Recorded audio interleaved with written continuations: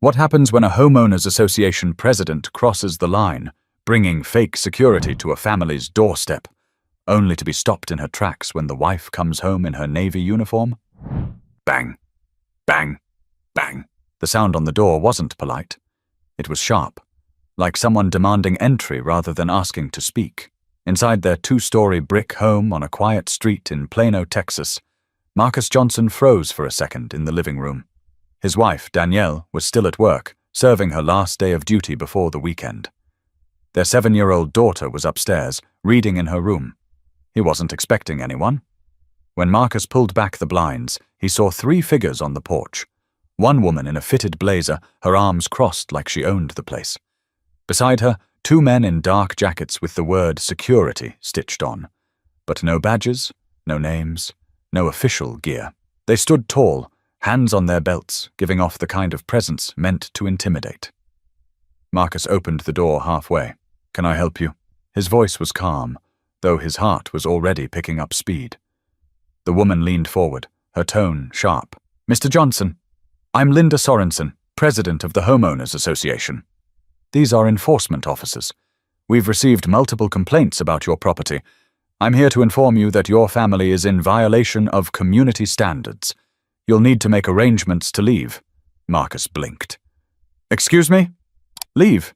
"Yeah," Linda said quickly, as if she'd rehearsed the words. "The HOA has rules, and those rules are non-negotiable." Behind her, one of the so-called enforcers adjusted his jacket, shifting his weight like he was ready for confrontation. Marcus kept his hand firmly on the door. "With all due respect, I've lived here a year. I've paid every HOA fee on time. I've followed the guidelines. What exactly are you talking about?" Linda smirked, eyes narrowing. "Unapproved modifications, excessive noise, and your lawn doesn't meet community standards. Don't play coy, Mr. Johnson. The rules exist for a reason. This neighborhood has a reputation to protect." Marcus felt heat rise in his chest. The lawn was trimmed just last week. Noise? The loudest thing in his house was his daughter's laughter. This wasn't about grass or noise. He could feel it. The enforcer to Linda's right stepped forward, his boots heavy on the porch. "Best not to argue, sir. Just do what's asked." Marcus took a breath, steadying himself. "Show me the paperwork. Show me the official violation notice. Otherwise, this conversation is over."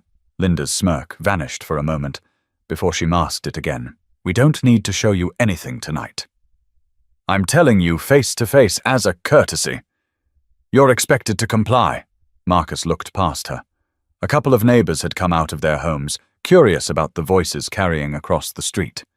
A woman holding her dog's leash paused on the sidewalk, her eyes darting between Marcus and the self-proclaimed officials. Another neighbor, an older man in a baseball cap, leaned against his mailbox, watching closely. Marcus squared his shoulders. "With all due respect, Mrs. Sorensen, courtesy doesn't involve showing up at my door with 2 fake cops and threatening my family." Her lips tightened. "Fake? Are you calling me a liar?" "I'm calling this what it looks like," Marcus said. "Harassment." The taller enforcer muttered, "Watch your tone, sir." But Marcus didn't flinch. His daughter's small footsteps moved upstairs, and he felt the weight of protecting her more than ever. He raised his voice enough for the gathering neighbors to hear. "If you have an issue with me, bring official documents. Until then, you're trespassing on my property." The air grew thick. The men shifted, clearly surprised by his pushback. Linda crossed her arms tighter, her face flushed with irritation. "Fine," she spat. "If you want to make this difficult, we'll escalate." "Don't say I didn't warn you. The community deserves better." Marcus locked eyes with her. "The community deserves fairness, and right now, you're showing neither." A murmur spread through the small crowd now gathered. People whispered to each other, sensing something off. Some pulled out phones, cameras quietly raised. Linda seemed to notice and adjusted her tone, though her frustration boiled just beneath the surface. "Think carefully, Mr. Johnson. This neighborhood doesn't tolerate troublemakers." Marcus gripped the edge of the door, his knuckles white. He could feel the story spinning beyond a simple disagreement. And deep down, he knew this was only the beginning. But just as Linda didn't move from the porch. Her chin lifted slightly, the way someone does when they want to remind you of who's in charge. The two men flanked her, their presence heavy and deliberate. Marcus stayed in the doorway, refusing to give them the satisfaction of stepping back. "Since you want everything in writing," Linda began, her voice loud enough for the neighbors to hear. "I'll spell it out. You painted your shutters without approval. That's violation number 1. You've left trash bins visible from the street. That's violation number 2. And number 3, she dragged out the pause, her eyes flicking toward the crowd.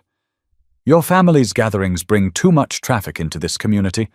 This neighborhood was built for peace and order, not disruptions." Marcus's brows shot up. "Painted shutters? Those shutters were the same color when we moved in. Trash bins? Everyone puts their bins by the garage before pickup day. And as for traffic, my sister came over twice last month. Twice. That's your evidence?" One of the enforcers grunted. "Doesn't matter. If she says it's a violation, it's a violation." Marcus turned toward him. "And who exactly are you? What authority do you have here?" The man shifted his stance, but didn't answer. His silence spoke louder than any excuse could. Linda cut in quickly. "Mr. Johnson, these officers are contracted through the HOA. Their job is to make sure rules are followed. You can argue all you want, but the rules don't bend for anyone. Not even you." Marcus clenched his jaw. "Then let me see the contract. Let me see your bylaws. You don't show up at someone's door with threats and vague accusations and expect them to just roll over." By now, the neighbor with the dog had stepped closer, tugging her golden retriever along as if the show was too compelling to ignore. The man by the mailbox shook his head slowly, his eyes never leaving the so-called officers. A teenager across the street started recording on his phone. Marcus noticed all of it. And so did Linda. Her voice tightened. "Look, you might think you can talk your way out of this, but this community doesn't run on feelings. It runs on order. If you can't handle the standards, maybe this isn't the right place for your family." The words hung in the air. Some neighbors exchanged quick glances, whispers darting between them. Marcus could hear the weight of her message, the edge behind it. He leaned against the doorframe, refusing to break eye contact. "My family has just as much right to be here as anyone else. We worked for this home. We pay the same dues as everyone else. What you're doing right now, it's harassment dressed up as authority." The enforcer on the left stepped closer, his boots hitting the concrete with force. "You better lower your tone, sir. We're not here to debate. We're here to enforce." Marcus looked down at the man's jacket again. Still no badge. No patch. Just a stitched word, security. He let out a short, humorless laugh. "Enforce what? The way you're standing on my porch without a single piece of identification? You think intimidation is the same thing as law?" The crowd murmured again. Linda raised her hand sharply, silencing the men beside her. "Fine. You want to play lawyer? We'll play. I'll put in for a fine. Multiple fines, in fact. Enough to push you into default. Once you're behind, we can move for lien. Foreclosure if necessary. It won't be quick, but it'll be effective." Marcus felt his stomach tighten. She wasn't bluffing, at least not entirely. HOA had ways of making life miserable, but the fury in her voice wasn't about rules. It was about control. "Do you hear yourself?" Marcus said quietly, his tone low but steady. "You're threatening to take away a family's home over shutters and trash bins. That's not protecting the community. That's abuse." The older man by the mailbox finally spoke, his voice gravelly. "Linda, that sounds extreme. Maybe this ain't the way to handle it." Her head snapped toward him. "Stay out of this, Harold." "You don't know the details. I know enough to smell something wrong," Harold replied, crossing his arms. The dog walker spoke next. "I've never heard a single complaint about this family. Their daughter plays with my niece. They've never been disruptive." Linda's face flushed red, her authority slipping as the crowd began to side with Marcus. She gestured quickly to the enforcers. "We're done here. He's been warned. Don't think this is over, Mr. Johnson." But Marcus didn't flinch. "I'm not going anywhere. Not until you bring actual proof." The tension thickened, neighbors shifting, phones still recording. Linda turned sharply on her heel, her heels clicking against the pavement as she stormed off the porch. The enforcers trailed behind, their expressions hard but unsure. Marcus stood in the doorway, his pulse hammering. He knew this wasn't finished. Linda wasn't but as the small crowd lingered, the whispers grew louder, and Marcus realized this fight wasn't just between him and the HOA president. It was about to pull the whole neighborhood into the spotlight.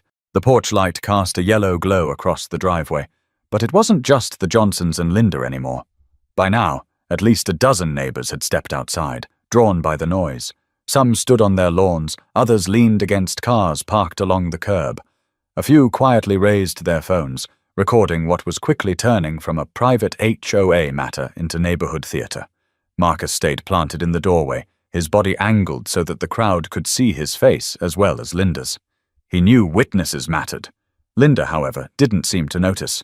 Or maybe she didn't care. She turned sharply, heels digging into the concrete, and faced the onlookers. Everyone here should understand something. I take my role as president very seriously. This family has ignored multiple rules. If they're allowed to continue, what's next? Loud parties, overgrown lawns, cars on the street? One standard slip, the whole community suffers. Murmurs rippled through the crowd. Some nodded absently, but more looked skeptical. Marcus let out a breath. If you've really sent warnings, show them. Produce the letters, the fines, the paperwork. Because I've seen nothing. Not a single notice in my mailbox or email. Nothing on record. Paperwork doesn't change the fact that you're in violation. Linda shot back, her words sharp and rehearsed. From the edge of the street, Harold, the older man in the baseball cap, spoke again. Linda, you know how this looks, right? Folks recording, neighbors watching. You don't got nothing in your hands but words. The dog walker, a young woman named Teresa, chimed in. And why did you bring them? She gestured at the two so-called enforcers. We've never had security at our doors before. Why tonight? The taller enforcer shifted uncomfortably. His partner adjusted his jacket like he wanted to disappear. Linda snapped back. Because sometimes people need to be reminded that rules exist for a reason. Marcus shook his head. No. You brought them here to scare me. To scare my family. His voice carried enough that the whole street heard him. But intimidation isn't going to work. A teenager across the street, still holding his phone steady, called out, Yeah, this is messed up. His voice cracked, but carried a note of defiance that made others glance around, emboldened. Linda's composure started to fray. You people don't understand what's at stake here. Property values are fragile. One wrong family, and the neighborhood reputation is ruined. Marcus felt the words slam against him like a blunt weapon. He looked at her squarely. Say what you mean. Don't hide it behind talk about reputation. Gasps broke out in the crowd. A couple exchanged uneasy glances. The enforcers shuffled again, eyes darting to the growing audience. Linda's lips pressed into a tight line. For the first time that evening, she seemed unsure of herself. Harold stepped forward a little. Linda, I've lived here 30 years. We've had all kinds of families come through. Never once have I seen a president show up with fake cops at someone's door. You're crossing a line. The dog barked suddenly, breaking the tension for a second, but Teresa pulled it close and muttered, This isn't right. Marcus felt a surge of both anger and relief. People were seeing it. They weren't just going to let this slide. Linda, though, wasn't done. She jabbed her finger toward Marcus. Don't think your little audience here is going to save you. I'll file every violation I can find. I'll make sure you regret disrespecting me and this board. Marcus stepped off the threshold, now standing fully on the porch, only a couple of feet from her. His voice was steady, but there was steel underneath. You don't scare me, and you don't scare my family. You want to play this game? Then bring real proof. Until then, leave us alone. The crowd shifted, closer now, like they were forming an invisible wall behind him. Phones angled higher. The energy of the street had changed. Less curiosity, more solidarity. One of the enforcers muttered under his breath, This isn't worth it. But Linda hissed at him to stay quiet. Her eyes swept the neighbors. Don't be fooled. This is how communities fall apart, when rules are ignored and leadership isn't respected. But the words didn't land the way she wanted. Instead, whispers spread again, louder this time. People weren't nodding in agreement. They were shaking their heads, Teresa's voice rang out clear. Leadership isn't about scaring families out of their homes. It's about fairness. The air was thick with tension, but Marcus could feel momentum shifting. He wasn't standing alone anymore. But just as the pressure seemed to peak, headlights swung into the street, an SUV pulling up slowly, and in that moment, everything about the confrontation was about to change.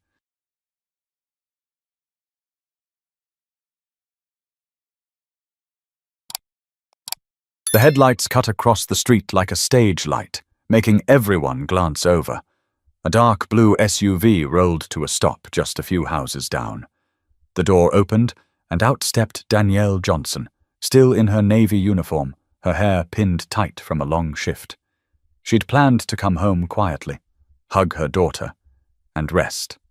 Instead, she froze at the sight of a small crowd gathered at her driveway. Marcus felt his chest loosen at the sight of her. Relief mixed with worry. He knew Danielle didn't like theatrics, but this was no ordinary night. The crowd parted slightly as Danielle walked forward, her boots clicking against the pavement. She didn't say anything at first. She didn't need to. The uniform spoke louder than words. Neighbors shifted, whispers spreading like sparks on dry grass. Linda's lips twitched into a tight smile, though her eyes betrayed a flicker of unease. She adjusted her blazer and spoke louder than necessary, as if to remind everyone she was still in control. Mrs. Johnson, I was just explaining to your husband that your family has ignored several HOA violations. We're working to maintain order in this community. Danielle's gaze moved from Linda to the two men standing stiff at her side. And who are they? Her voice was calm, low, but it carried across the driveway with unmistakable authority. They're contracted security, Linda answered quickly. Here to enforce rules. Danielle took a step closer, her eyes narrowing. Then they should have badges, identification, credentials. Do you gentlemen have any of those? The shorter enforcer cleared his throat but didn't speak. The taller one shifted again, muttering something about just following orders. Danielle's lips pressed together. I've served this country for 18 years. I know what real authority looks like. And this, she gestured toward the two men. This isn't it. The crowd murmured louder. Phones zoomed in. Teresa whispered something to Harold, who nodded gravely. Linda lifted her chin, refusing to back down. Mrs. Johnson, this uniform of yours doesn't excuse your family from following rules. Your shutters, your trash bins, the noise. Stop! Danielle's voice sliced through Linda's sentence like a blade. She took another step forward, closing the space between them. Don't insult me with excuses about shutters and trash bins. My husband just told you. No letters, no notices, no official record. You're on our property making threats, and you brought backup without authority. Linda's cheeks burned. I don't need to explain myself to you. Yes, you do, Danielle shot back. Because you came here with accusations and no proof. And now you're being recorded by half the neighborhood. The teen holding his phone raised it higher, almost proudly. The taller enforcer muttered again, his voice cracking this time. This doesn't feel right. Linda spun on him, whispering something harsh, but Danielle cut her off. If you don't have identification, you leave. Now, that's how the law works. Trespassing is a serious matter. I can call Plano PD right now and let them sort this out. The shorter enforcer raised both hands slightly, his voice shaky. Ma'am, we're just here because she told us to come. And who is she to order you? Danielle pressed. She's not law enforcement. She's not military. She's a homeowner with a title. That doesn't give her the right to send you to people's doors. The words landed hard. The crowd buzzed with agreement, a few people even clapping quietly. Linda's face twisted. You think you're clever. You think this uniform makes you untouchable. But rules are rules. You can't bully your way out of accountability. Danielle straightened, her shoulders squared. This uniform isn't about being untouchable. It's about standing up for what's right. And tonight, what's happening here isn't right. Marcus finally spoke again, his voice calmer now, steadier. We pay our dues. We follow the rules. If you have proof otherwise, bring it. But don't ever come to my house again with threats and fake muscle. The enforcers looked at each other, then back at Linda. Their confidence had drained. Without proof, Without authority, they were just two men in jackets. Linda's eyes darted around the crowd. For the first time, she seemed aware of how many people were against her, but she refused to step down.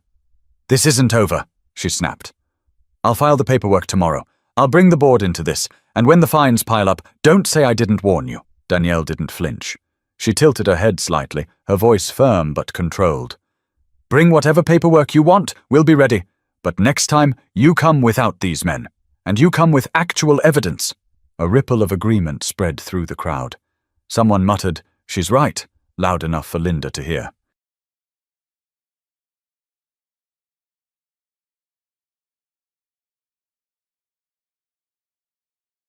Linda glared at Marcus, then at Danielle, her face twisted in frustration. The power she thought she held was slipping away, and everyone could see it. But before she could retreat and lick her wounds, Danielle took one last step forward, ready to expose exactly how fragile Linda's so-called authority really was. The driveway had turned into a stage. Neighbors stood shoulder to shoulder now, whispering, pointing, filming, while the Johnsons faced Linda and her two so-called enforcers. Every second stretched, like the entire block was waiting to see who would crack first. Danielle stood tall, the faint streetlight glinting off the pins on her navy uniform. She hadn't raised her voice, but she didn't need to.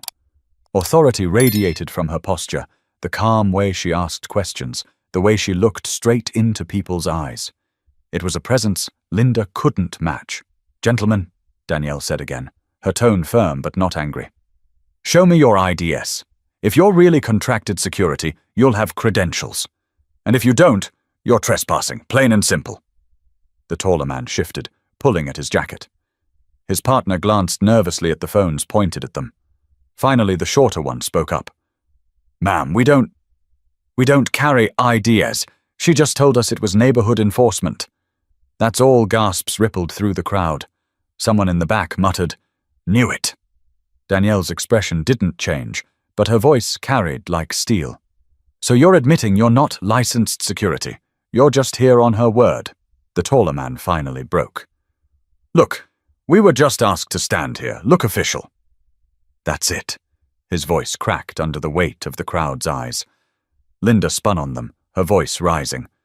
"Quiet! Both of you. You're making this worse." Marcus stepped forward, crossing his arms. "No, they're making it clear. You brought two men to my home to scare us, and they've just admitted they don't have a shred of authority." Teresa, the woman with the dog, raised her phone higher. "Got it all on video." Linda's face reddened. "This is harassment against me now. I'm trying to do my duty as HOA president, and you people are twisting everything." Danielle's eyes narrowed slightly. "Harassment is what you did tonight. Coming onto our property, threatening foreclosure without proof, parading these men around as if they had power. That isn't leadership. That's intimidation." The crowd murmured louder, a swell of agreement washing over the Johnsons. Harold, the older man, stepped closer to the porch. "Linda, I've backed you in meetings before, but this ain't how business is done. Folks don't want bullies running this neighborhood. They want fairness." Linda pointed a trembling finger at him. "You don't know the pressure I'm under. Property values are everything. One wrong move, and this neighborhood—" "Property values don't give you the right to target people," Danielle cut in, her voice sharp enough to silence Linda mid-sentence. "This isn't about grass or shutters. Everyone here can see that. This is about who you think belongs and who doesn't." Silence fell. That truth hit harder than any threat. The enforcers looked ready to leave, shifting awkwardly as the weight of the crowd pressed down on them. Finally, the shorter one muttered, "We're done here," and started stepping back toward the street. His partner followed, their shoulders slumping under the shame of being exposed. Linda's eyes darted frantically, searching for a way to claw back control, but the neighbors weren't on her side anymore. Marcus's voice was steady now, fueled by the support around him. "You can file your paperwork. You can send your letters, but from now on, everything you try will be met with transparency. No more intimidation behind closed doors. Everyone's watching phones lowered only slightly, still aimed, still recording. The community had shifted. The balance of power wasn't in Linda's hands anymore. It was in the eyes of every neighbor who saw her tactics laid bare. Danielle stepped closer, her presence unshakable. "Go home, Mrs. Sorensen. Tonight, you lost more than an argument. You lost the trust of the people you claim to represent." For the first time all evening, Linda faltered. Her eyes darted, her breath quickened, and without another word, she turned sharply and started down the driveway. Some neighbors exchanged glances, others whispered. The tension didn't vanish, but something new replaced it. Solidarity. Marcus exhaled, finally turning to Danielle. "You came home just in time." Danielle placed a hand on his arm, her voice soft but certain. "We'll handle this." Together their daughter peered from the upstairs window, small fingers pressed against the glass, watching her parents stand firm while the neighborhood witnessed it all. But while Linda walked away into the dark, her heels clicking against the pavement, everyone knew this confrontation wasn't finished. It was only moving to a bigger stage. For a long moment, the neighborhood felt frozen in the aftershock of Linda's retreat. Her heels had barely disappeared down the block when conversations broke open across the crowd. Some neighbors whispered in disbelief, others shook their heads, and a few stepped closer to Marcus and Danielle like they wanted to show solidarity. Harold spoke first, his gravelly voice cutting through the chatter. "I don't like trouble, but I'll tell you this. She went too far tonight. Threatening foreclosure without a single piece of proof? Bringing along two men who admitted they ain't licensed? That's not leadership. That's desperation." Teresa nodded, her dog tugging at the leash impatiently. "She tried to make you an example. If nobody stood up, she would have done it to someone else next." Marcus looked around, his chest rising and falling. "I appreciate all of you speaking up, but I'll be honest. This isn't just about me or my family. If she thinks she can abuse her role like this, then no one's safe." Danielle stood tall beside him, her uniform still crisp despite the long day. She turned slightly toward the crowd. "He's right. Power without accountability is dangerous, and tonight we all saw how easily it can be misused." A man from across the street, wearing a Dallas Cowboys hoodie, raised his hand like he was in a town hall. "What happens now?" "She's still HOA president. She still has the board behind her," Danielle's eyes locked on his. "That depends on what we do. Above the law. They have bylaws, yes, but those bylaws are bound by state and federal law. You can't enforce rules without due process. You can't threaten foreclosure without proper notices, records, and votes. And you certainly can't send unlicensed men to intimidate families." Phones were still recording, but now neighbors lowered them slightly, listening like students in a classroom. Teresa asked, "So what can we do?" "People talk big at meetings, but no one ever holds the board accountable." Danielle didn't hesitate. "Start by demanding transparency. Ask for minutes from board meetings. Ask for budgets, expenditures, records of complaints. You have a legal right to those. And if you suspect misconduct, you document it." The Cowboys fan nodded slowly, as though connecting dots in his mind. "So if she tries this again," Marcus cut in, "then we don't let her do it quietly. Tonight proved something. When people watch, she backs down." The teenager who'd been recording grinned. "I'm uploading this. Folks need to see what happened. No one's going to believe it otherwise." A ripple of agreement moved through the group. Danielle stepped forward again, her voice calm but firm, directed at the neighbors, but meant for anyone who might still be listening in the shadows. "Leadership is supposed to protect, not threaten. Rules are supposed to keep things fair, not give one person power to decide who belongs. If we don't push back, she'll keep crossing lines." Silence hung for a beat, and then Harold said, "Well, I'm with you. She's been running this HOA like it's her personal empire. Maybe it's time someone reminded her she ain't the law." A murmur of agreement followed. Marcus felt the tightness in his chest ease just a little. This wasn't just survival anymore. It was resistance, and people were standing with them. From the corner of the group, another voice spoke. It was a woman named Lillian, who'd been silent until now. She clutched her phone close but spoke with quiet conviction. "She's already sent me warnings about my front porch plants. Said they didn't fit community guidelines. I never argued because I didn't want trouble. But maybe I should have. Danielle turned to her. You're not alone. That's the point. When people act alone, intimidation works. But when we stand together, intimidation crumbles. Marcus glanced at his wife, pride swelling in his chest. She hadn't come home expecting to be a voice for the entire block, but here she was, calm, commanding, unwavering. The crowd buzzed again, voices rising and falling, neighbors sharing their own grievances. A picture was forming. Linda's leadership wasn't built on respect. It was built on fear. Danielle raised a hand slightly, and the noise died down. This doesn't end tonight. Tomorrow she'll try again, probably with paperwork and technicalities. But remember this, rules without fairness are just tools of control. Don't let her rewrite what community means. The crowd seemed to take those words in, the tension in the air transforming into something heavier but steadier. Harold adjusted his cap. If she tries another stunt, you can count on me being there. Ain't gonna let this neighborhood turn into a circus. Teresa smiled faintly. Same here.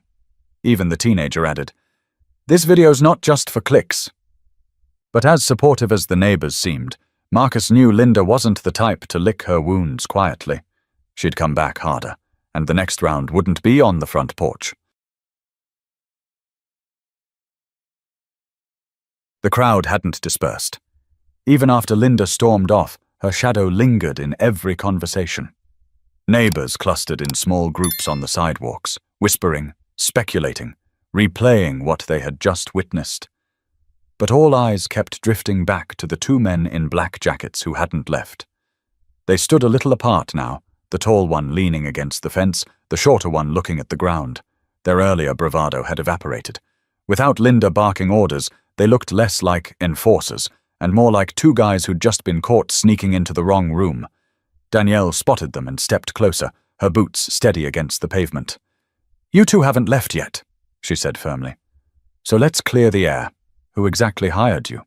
What's your real job? The tall one rubbed the back of his neck, his eyes darting nervously toward the cluster of neighbors filming every word. Look, it's not what you think. We're not real security. The shorter one finally looked up, guilt written all over his face. We do odd jobs. Maintenance, deliveries, sometimes temp work. She paid us cash to stand here and look intimidating. A collective gasp moved through the crowd. Harold let out a low whistle. Teresa shook her head in disbelief. Someone muttered, "Knew it," while another neighbor whispered, "This is worse than I thought."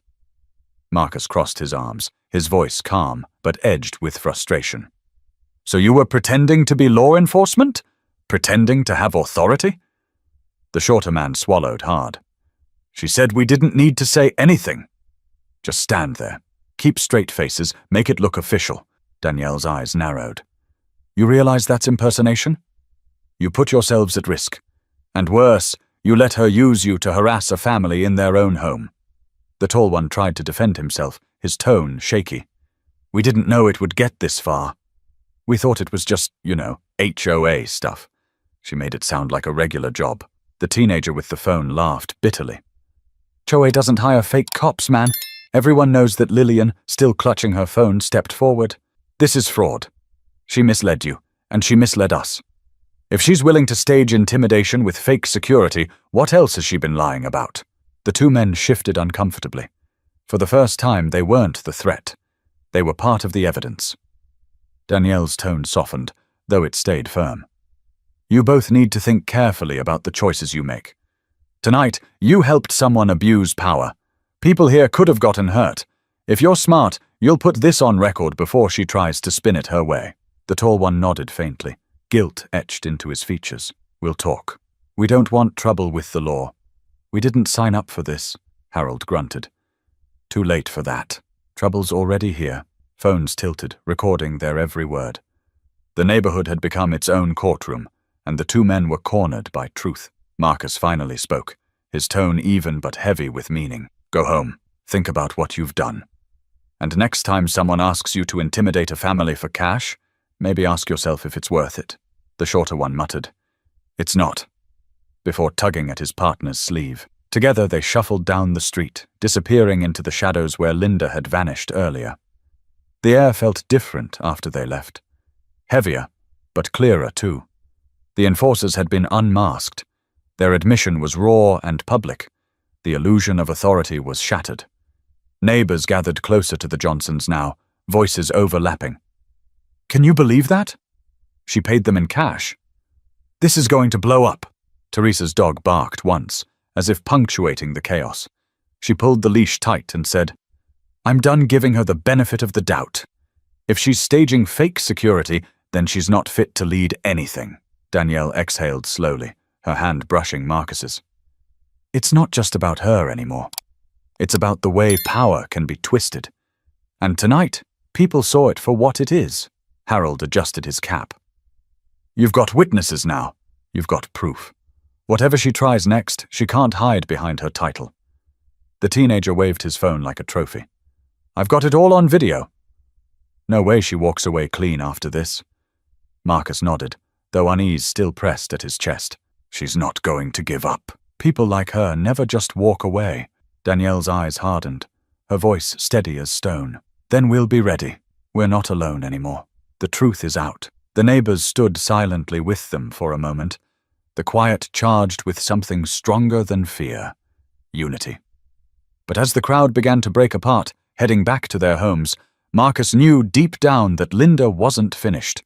She'd regroup, and the next move would be even more dangerous. The other board members shifted again, caught in the crossfire of truth. One of them, a woman in a navy blouse, cleared her throat. Perhaps the neighborhood began to thin out as the night wore on, but no one forgot what they had just witnessed. Even as porch lights clicked off and front doors closed, conversations hummed behind walls and curtains. By morning, it was all anyone in the subdivision was talking about. Linda Sorensen, the HOA president, hiring fake security to strong-arm the Johnson family.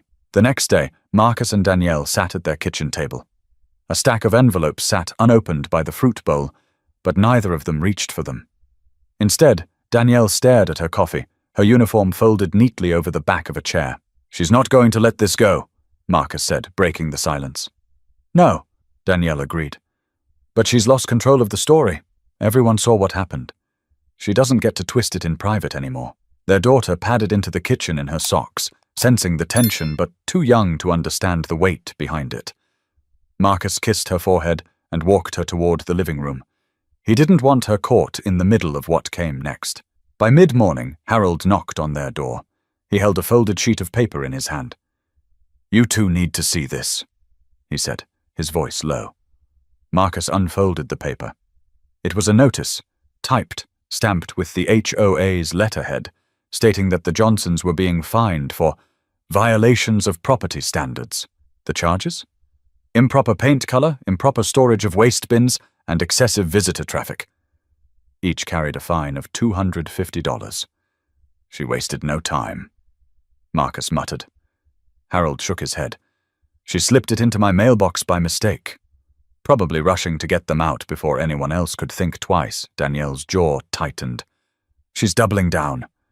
Instead of apologizing, she's making it official." Harold leaned against the doorframe. "Problem is, most of the board doesn't even know about this yet. She's trying to ram it through before anyone asks questions." Danielle stood, sliding the notice across the table. "Then it's time to bring the board into it. If she wants this fight, she's going to have it in the open." Later that evening, the HOA's scheduled board meeting packed the community center more than it ever had before. Folding chairs scraped against the floor as residents filed in, whispering, eyes darting toward the front of the room where Linda sat stiffly at the table. Her blazer was pressed, her hair neat, but her smile looked forced, stretched too thin. Beside her sat 3 other board members, neighbors who had kept quiet for years, more comfortable rubber-stamping her decisions than challenging them. But tonight, even they looked uneasy. Danielle and Marcus entered together, their presence drawing murmurs. Harold, Teresa, Lillian, and half the street followed, filling the back rows. The teenager with the video sat front and center, phone in hand, ready to capture more. Linda rapped her gavel against the table. "This meeting will come to order." Tonight, we're addressing violations of property standards and necessary enforcement to maintain our community's reputation. Her voice wavered just slightly, but she pushed forward. As president, I issued fines against the Johnson family for repeated infractions. Murmurs rose immediately. Teresa raised her hand without waiting to be called. You mean the same family you showed up at last night with fake security? Gasps and scattered laughter broke through the room. Linda slammed the gavel again. Order! Danielle rose to her feet, her presence commanding even without the uniform.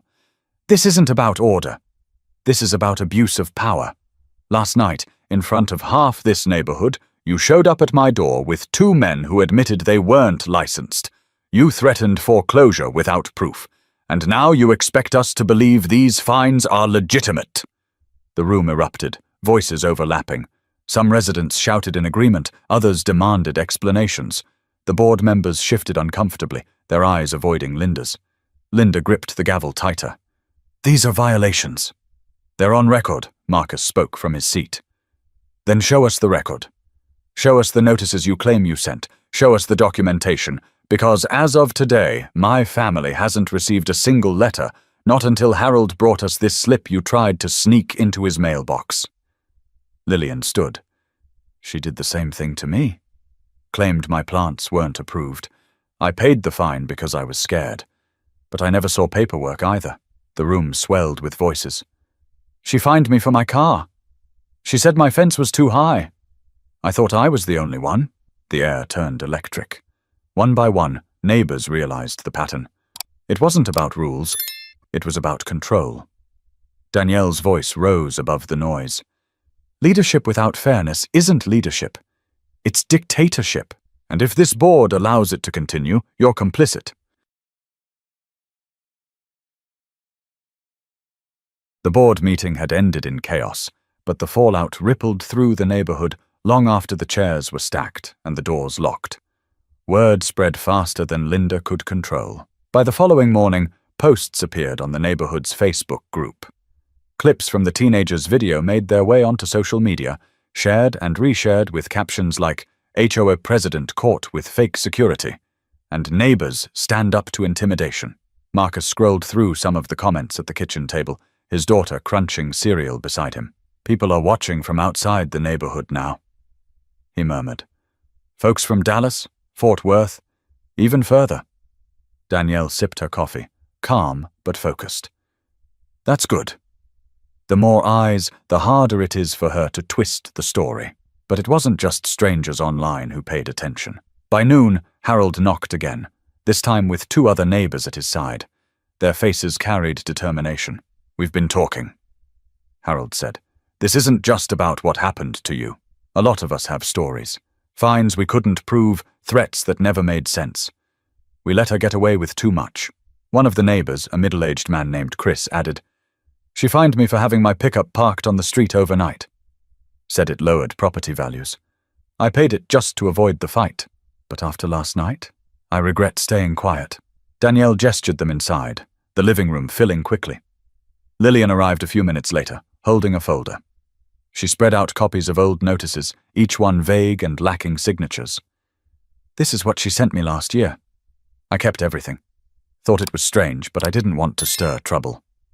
Marcus looked at the pile of papers, his jaw tightening. This is a pattern.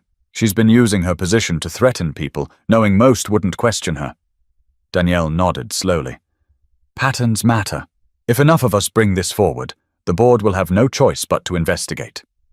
Teresa arrived next, dog leash wrapped around her wrist, her phone in hand. Petition, she said plainly. If we gather enough signatures, we can force a vote to remove her. It's in the bylaws. The room buzzed with agreement. Neighbors leaned forward, tossing out their own experiences, their own frustrations. For the first time, people weren't just whispering. They were planning. Marcus raised a hand. If we do this, we need to do it right. Everything documented, every story written down, every signature verified. She'll fight dirty, so we can't give her any openings. The teenager popped his head in from the doorway. He had been hovering outside. I can help with video. Put together clips that show everything. People need to see the whole picture. Danielle smiled faintly. Looks like everyone has a role to play.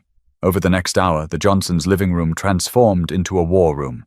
Laptops opened, papers spread across the coffee table, neighbors trading stories while their children played in the background. There was a strange sense of relief, like the fear that had hung over them was finally breaking. At one point, Lillian leaned back in her chair, her voice soft. "It's crazy, isn't it? One person with a title can make so many people feel powerless. And yet all it took was one moment, one family saying no, for everyone else to remember their own strength." Danielle looked at her, the words resonating deeply. That's how it always works. Power only lasts if people accept it. Once you stand together, intimidation doesn't stand a chance. Marcus squeezed her hand gently, pride flickering in his eyes. By late afternoon, petitions were drafted.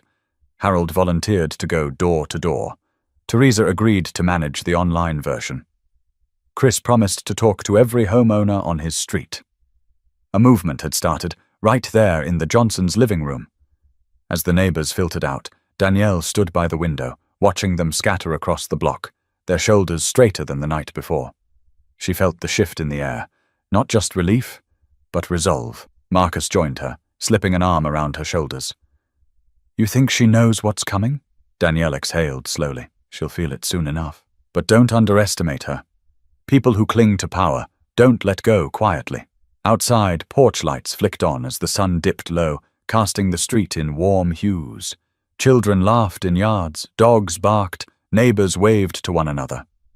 For the first time in months, the community felt like a community again. But Danielle's gaze lingered on the far end of the street, where Linda's house stood dark and silent.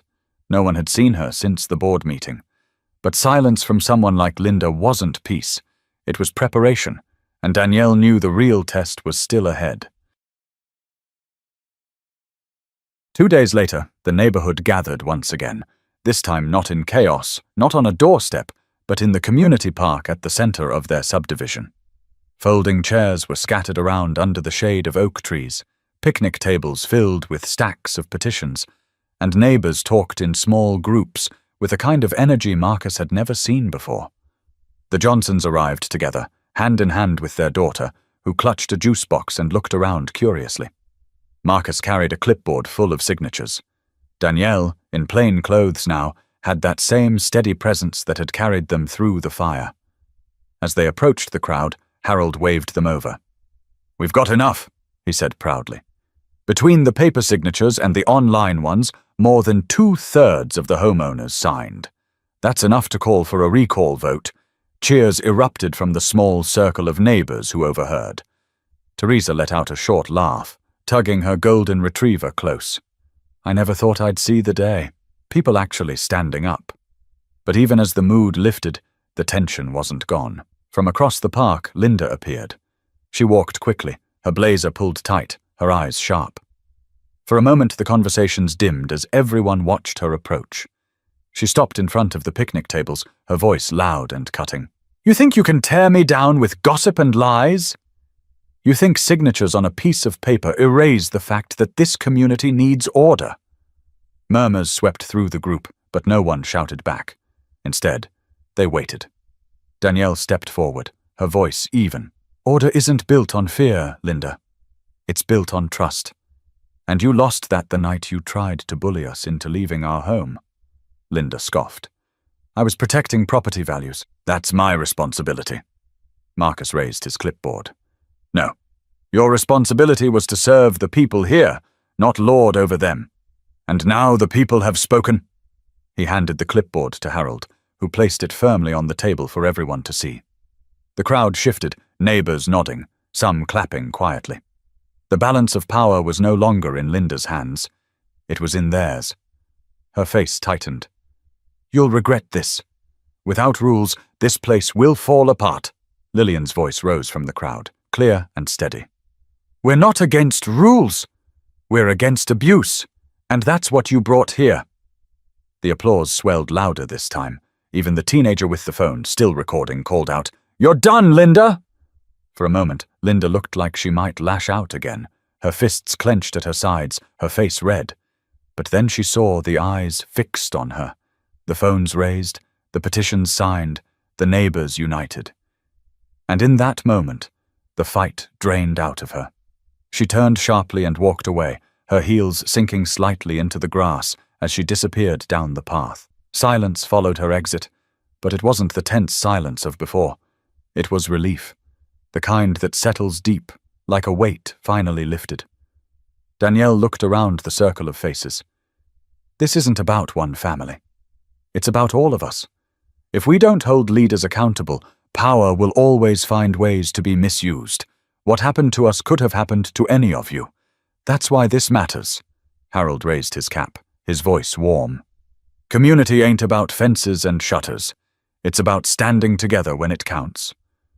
Neighbors nodded, some clapped again, and Marcus felt his throat tighten with emotion. He looked at Danielle, pride swelling in his chest. Their daughter tugged at his sleeve and whispered, "Did we win?" Marcus crouched down, his hand brushing her hair. "We stood up for what's right. That's the real win." The park buzzed with quiet conversations, neighbors lingering longer than they had in months. Strangers shook hands, old friends reconnected, and for once, people weren't afraid of speaking their minds. As the sun dipped low, painting the Texas sky in streaks of orange and pink, Danielle turned to Marcus and spoke softly. "This will pass, but the lesson has to stay." He nodded. That power means nothing if it isn't fair. And as they walked home together, surrounded by neighbors who no longer felt like strangers, the Johnsons knew the battle had left behind more than conflict. It had left a message that would echo through the streets for years to come. Because in the end, the strength of a community isn't measured by rules or titles. It's measured by the courage of the people who refuse to be silenced. If you believe in standing up for fairness and accountability, don't forget to subscribe for more stories like this one. Together we can keep these conversations alive.